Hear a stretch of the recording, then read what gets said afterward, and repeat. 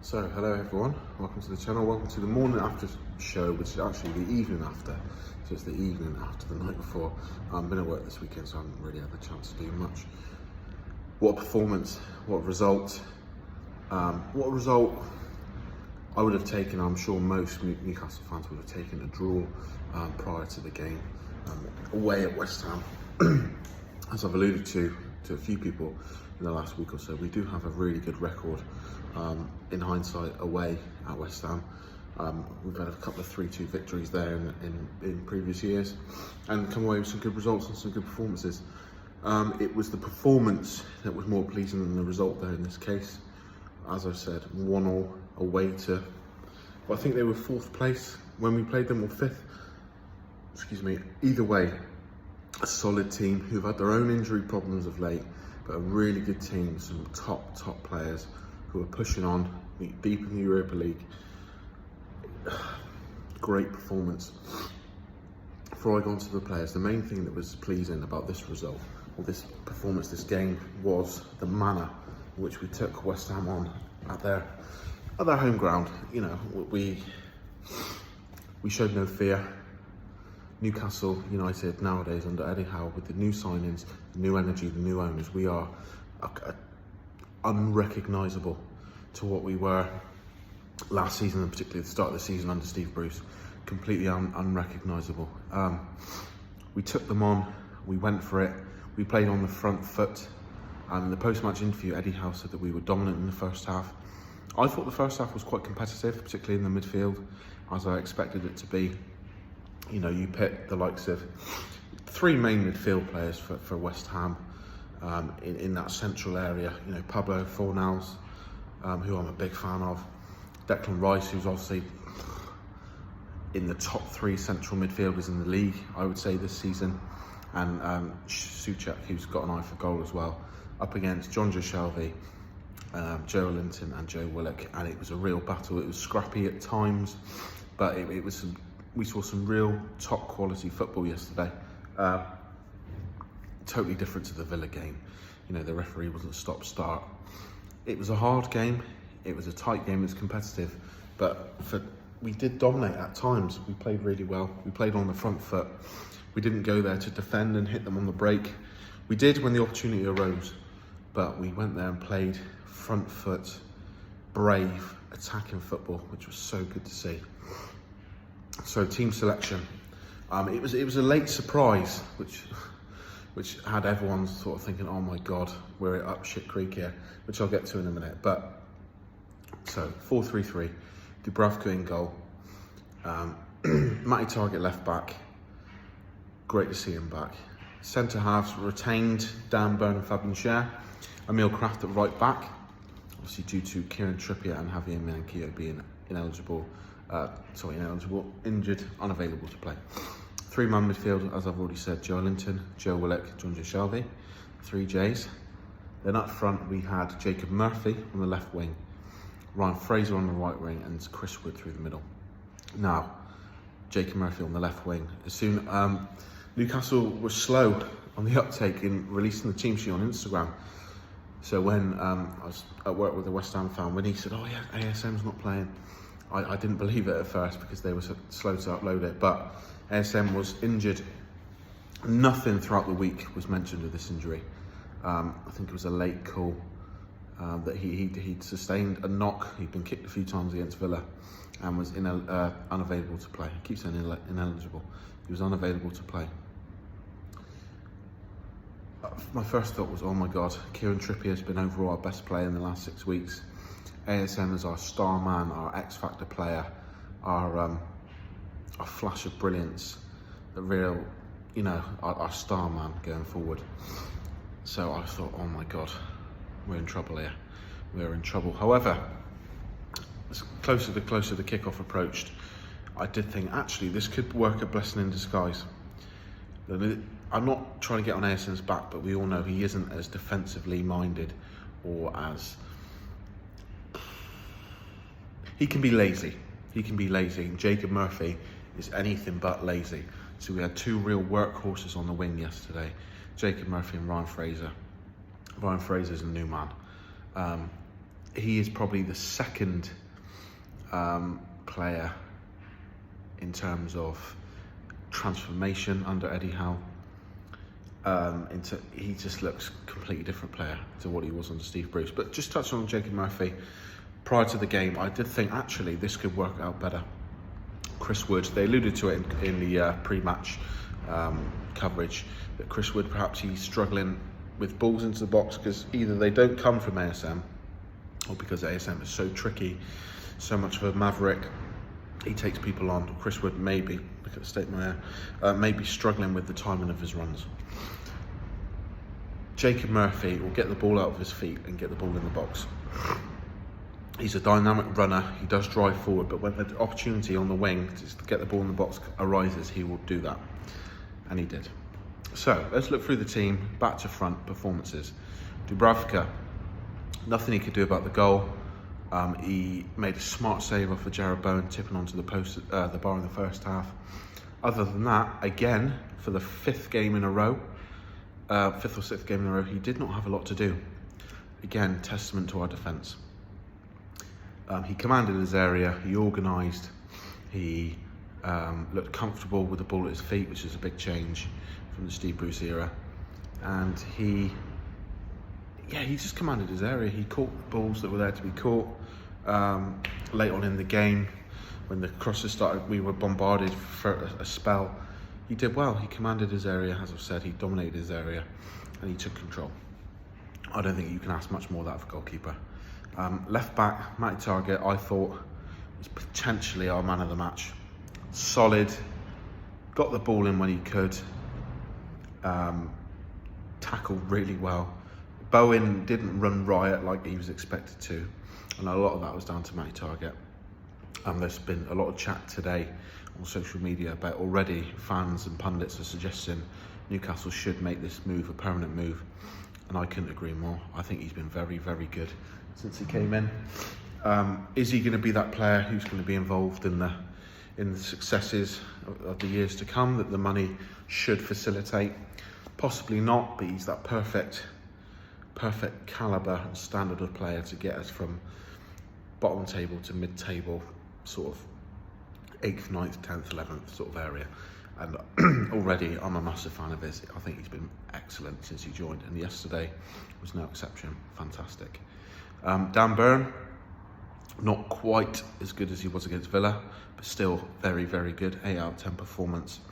Headed everything that came his way, put some strong tackles, not afraid to put himself about and dominate, and be a little bit nasty, but he's a hard centre-back, which again is the perfect foil for Fabian Schär. Schär, what more can I say about him? I say this every week now. He anticipates, he reads the game well, he's good on the ball. It's becoming a trademark Fabian Schär performance. Calm, considered, clever, smart performance from Fabian Schär. Right back, Emil Kraft. A little bit worried about this one. He was okay. He did all right. He did get bullied by Mikel Antonio at times, but I think overall, as Antonio started to get tired and frustrated, Emil Kraft made the most of it. Good on the ball, whereas he never used to be. He's growing in confidence. It was a good, solid, decent performance, I would say, from Emil Kraft, and I'm glad for him because he's put in some shocking performances in the past. But yesterday, he was good. And Manquillo, I've been told, is going to be out for another week to 2 weeks.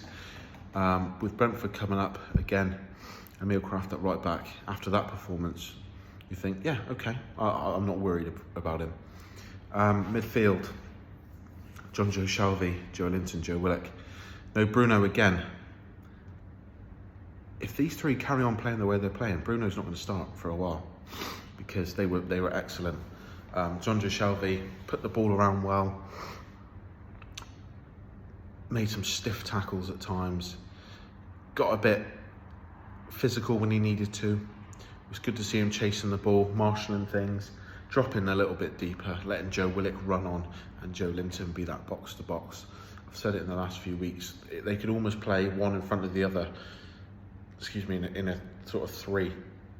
Joelinton's the pivot, Jonjoe's the Jonjoe's the pivot, Joelinton's the box-to-box, and Joe Willock is the number 10, the advancing player, the attacking midfielder running on. Jonjoe, again, no complaints. Is he good enough to keep Bruno out of the team? We've got no data on him hardly, so I would say probably yes at the minute. Joelinton, not as good as he was against Villa, but still good, solid, made tackles, always showing for the ball. He had a little bit of a chance in the first half that he managed to steal the ball under the nose of Declan Rice, but I thought he was good. Tackle well, good passes, harried, pressed.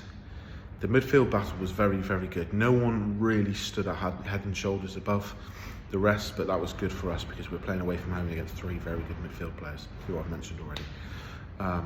Joe Willock, star of the 3, got a goal, smart finish. Yeah, he was, again, very good. He's a different player now. The last 3-4 weeks, he's a different player. He drives forward, he's a deceptively good tackler, which I've mentioned time and time again. Quick, plays nice 1-2s, sharp, dribbles well, beats his man when he needs to be, and he's got that eye for goal, which we've not seen this season until yesterday. It was a bit of a poacher's finish, smart, the sort of goal that you'd expect. I can't think of anyone like a Frank Lampard to get back in the day, or like your typical box-to-box, your typical centre-forward striker, or Ruud van Nistelrooy, someone like that. Very good. He got the man of the match. For us, it was between him and Matt Targett.